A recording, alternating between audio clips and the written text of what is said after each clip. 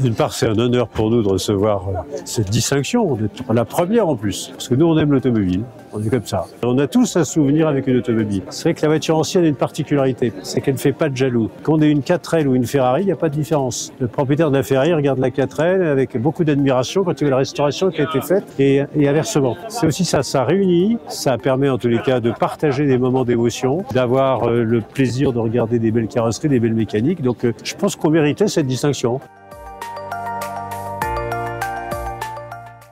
On va organiser quelques manifestations. Vous savez déjà, on reçoit régulièrement des grandes manifestations. Le Tour de France Auto passe à Beaune, le Rallye des Princesses passe à Beaune. On a le projet, déjà c'est la 3e année, on organise un salon de prestige de la voiture. Alors il n'y a pas que les voitures anciennes, il y a aussi les voitures d'aujourd'hui. Contrairement à ce que certains imaginent, c'est pas la voiture qui pollue, c'est le carburant. Donc on peut très bien avoir de très belles mécaniques, il faut faire aussi attention. Donc c'est un outil de patrimoine, donc on va continuer à valoriser, à faire des opérations de communication tout simplement, autour bien sûr des fous de la voiture qui viennent nous visiter régulièrement, puis on en a quelques-uns ici. Vous avez une superbe association qui est probablement à l'origine de ce qu'on vit aujourd'hui, qui s'appelle AOC, qu'elle on tient avec son ancien président Yves Bergeret qui est là, parce qu'il y a un nouveau président maintenant qui est Pascal Liget. Donc on va continuer tout simplement à œuvrer comme on le fait déjà depuis des années, mais comme maintenant on a ce label, on va l'utiliser très largement et on va en être bien sûr les ambassadeurs.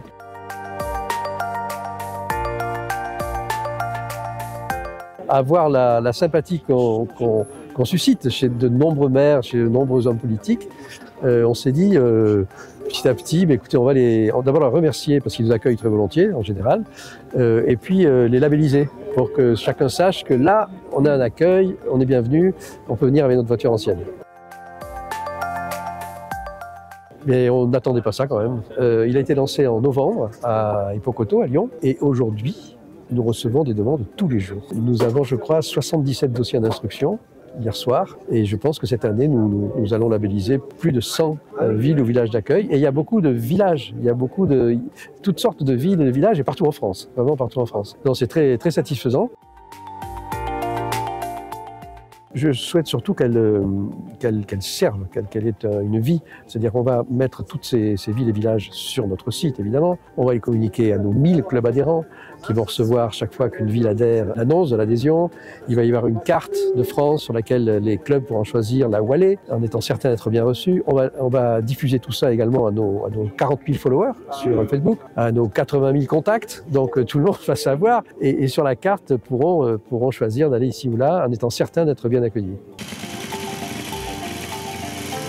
Pas forcément parce que c'est ma ville à moi, mais ça a compté quand même, ça c'est sûr et certain. Mais je trouve que Beaune est un écrin qui permet parfaitement de réunir à la fois le patrimoine immobile que sont ces murs, que sont cette cité, qu'est cette cité, et le patrimoine mobile de la FFVE. Concernant l'histoire, peut-être, c'est même sans doute parce que Beaune était pratiquement sur la voie romaine qui menait de Lyon à Paris. C'est un peu plus haut, mais c'est quand même pas loin du tout. Il y a toujours eu un trafic et il y avait également un trafic sur la Saône. Donc on est entre la voie romaine qui est à quelques kilomètres d'ici et la Saône qui est à quelques kilomètres également, mais plus à l'est, où là c'était un trafic par bateau, ce qui était très important pour les marchandises.